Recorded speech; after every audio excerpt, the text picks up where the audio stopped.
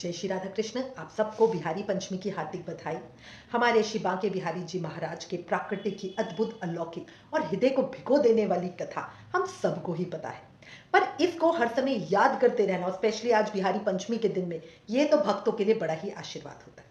वृंदावन के निधि वन में संगीत के सम्राट तानसेन के गुरु स्वामी हरिदास जी महाराज बैठकर भगवान कृष्ण को अपने मधुर संगीत से रिझाते थे। उनकी भक्ति इतनी गहरी थी कि जब वो गाने बैठते तो कान्हा स्वयं उनके सामने आके बैठ जाते। एक दिन उनके एक शिष्य ने विनती करते हुए कहा, गुरुदेव आप तो प्रभु के दर्शन करते हैं, हम भी उस सांवरे सलोने को देखना चाहते हैं।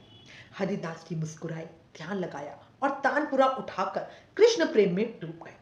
उनके संगीत से प्रसन्न होकर राधा कृष्ण स्वयं युगल रूप में उनके सामने प्रकट हो गए और उसी क्षण हरिदास जी के मुख से अपने आप निकला, भाई री सहज जोरी प्रकट भई, जुगर की गौर श्याम घन दामनी जैसी।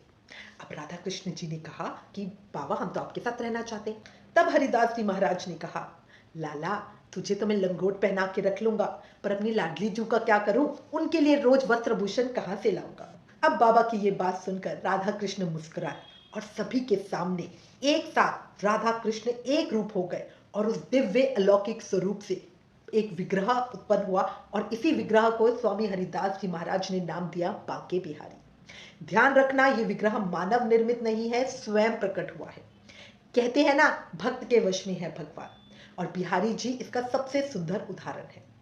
अच्छा, बिहारी जी मंदिर में आपको एक और बात पता होगी, वहां बार बार पर्दा किया जाता है। कहते हैं अगर कोई भक्त बिहारी जी से लगातार नजर मिला के रखता है तो हमारे ठाकुर जी इतने कोमल हैं, इतने दयालु है ना कि वो भक्त के पीछे पीछे ही चल देते हैं।